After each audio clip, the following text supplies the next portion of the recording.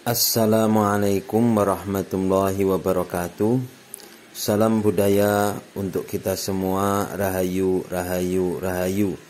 Sahabat-sahabat kajian budaya dimanapun kita berada, saat ini kita akan membabar salah satu keris pusaka sepuh peninggalan leluhur Nusantara.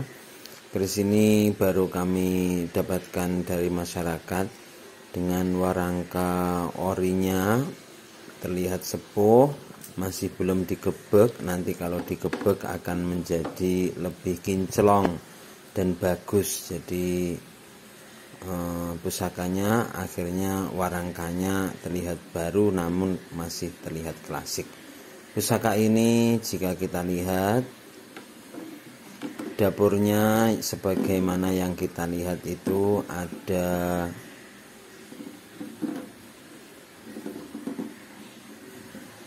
pijetan, kemudian ada tikel alis, ada sogokan rangkap. Dapurnya dapur lurus. Keris dengan rincikan seperti ini dinamakan dengan keris yang bernama dapur Jalak Sangu Tumpeng.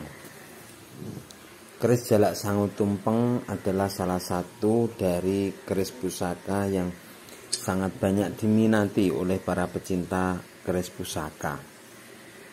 Keris ini terlihat begitu menawan karena bentuknya lurus, kemudian ada sogokan yang bisa menjadikan lebih menawan, ada tikel alis dan pijetannya.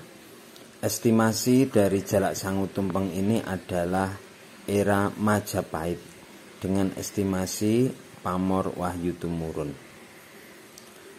Sahabat-sahabat kajian budaya dimanapun kita berada, jika kita melihat secara lebih mendalam filosofi dari keris dengan dapur pusaka Jalak Sangu Tumpeng, jika dalam bahasa dapat diartikan burung jalak yang berbekal tumpeng. Bahkan kerap kali ditemui keris dapur Jalak Sangu Tumpeng disimpan sebagai pusaka keluarga yang kadang diberikan oleh orang tua kepada anaknya ketika anaknya sudah menikah ataupun sedang merantau mencari nafkah, sedang menggeluti pekerjaan tertentu. Inilah yang biasanya orang dahulu lakukan kepada anak-anaknya, memberikan ageman pusaka kepada anaknya yang sudah mulai bekerja, berumah tangga, atau sedang merantau. Keris dapur Jalak Sangu Tumpeng dipercaya sebagai keris yang memiliki tuah kerezekian atau memudahkan seseorang mencari rezeki.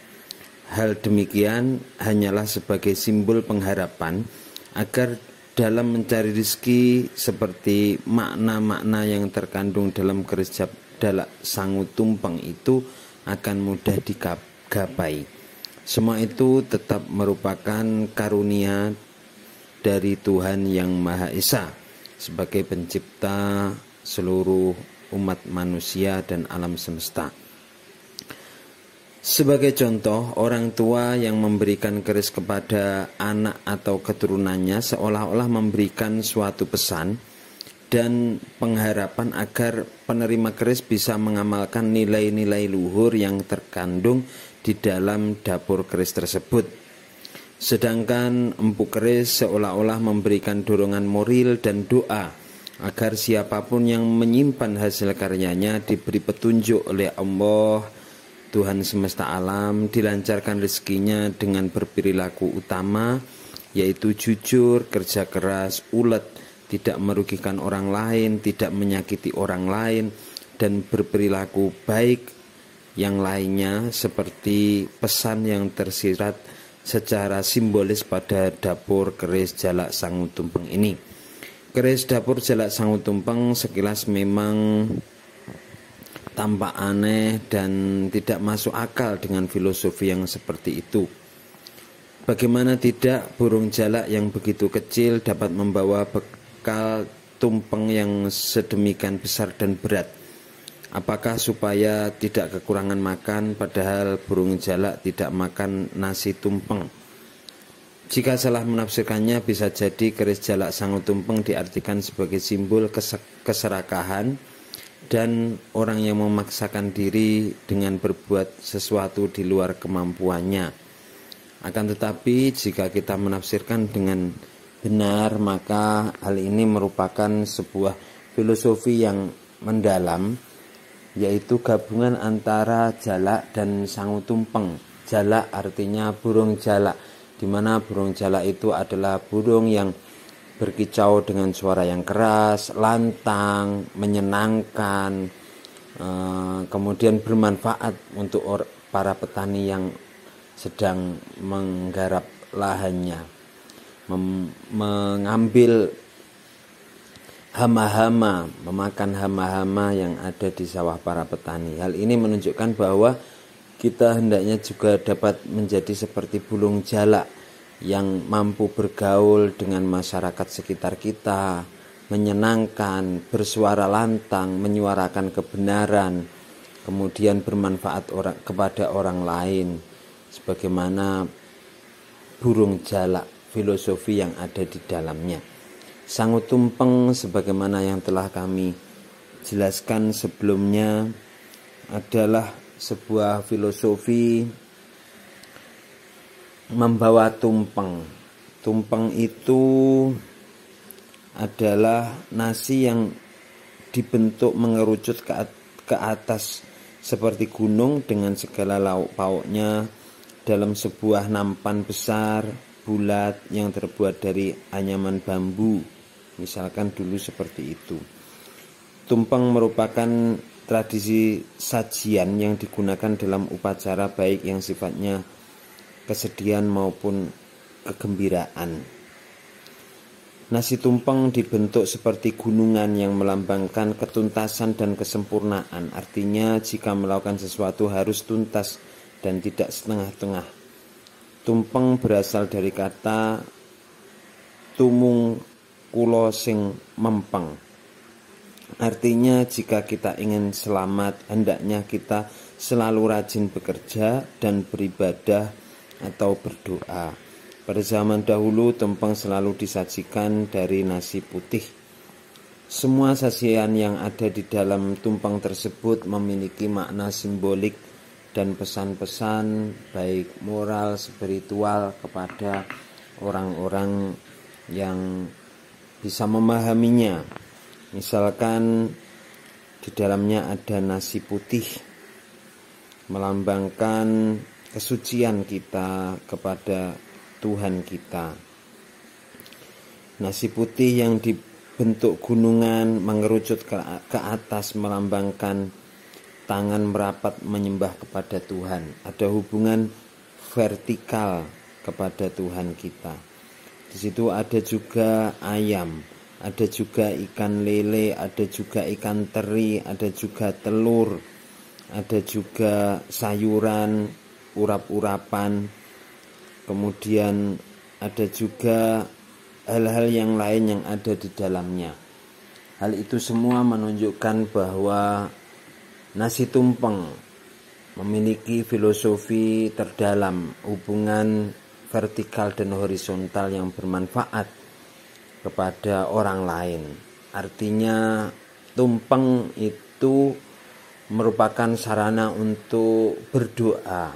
Di dalam sarana kita berdoa itu ternyata tidak hanya berdoa menengadahkan tangan, tetapi juga ada berkatan berupa tumpeng itu yang kemudian bermanfaat untuk orang lain. Jadi hendaknya memang dalam hidup kita itu selalu ada hubungan vertikal kepada Tuhan, tetapi juga tidak melupakan hubungan horizontal kepada umat manusia. Jika kita beribadah, berdoa, ataupun melakukan segala sesuatu, kita selalu menghadap ke atas ke Tuhan, melakukan hubungan kepada Tuhan, tetapi juga jangan lupa kita harus memberikan kemanfaatan kepada orang lain, seperti contohnya tumpeng yang pada akhirnya bisa dibagikan kepada orang lain dan bermanfaat untuk orang lain.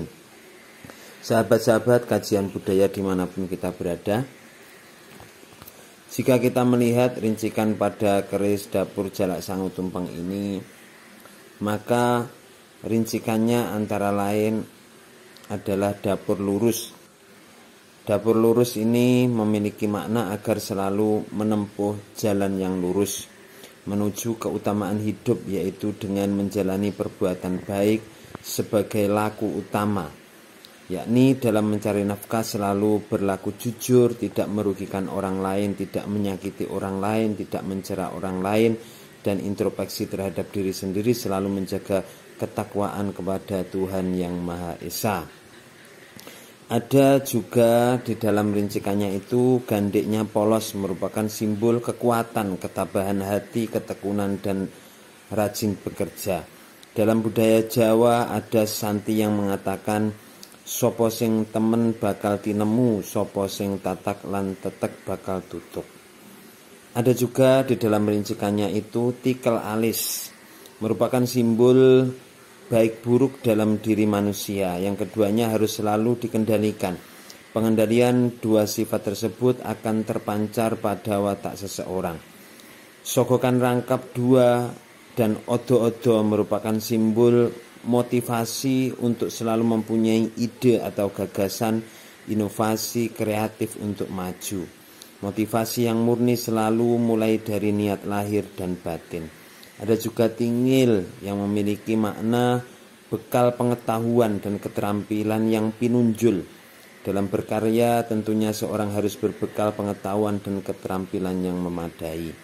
Ada juga serawean yang di dalamnya merupakan simbol keluasan. Dalam hidup hendaknya menjaga keselarasan terhadap sesama masyarakat dan lingkungan, dan dapat beradaptasi dengan kebiasaan setempat dan menghargai pendapat serta sikap orang lain. Ada juga pijetan, merupakan simbol keikhlasan hati dan kesabaran. Hidup dan bekerja harus dilandasi dengan hati yang senang, mencintai akan pekerjaannya, dan ikhtiar serta tawakal. Tidak ada yang disebut takdir sebelum diawali dengan ikhtiar, karena ikhtiar itu juga merupakan salah satu takdir.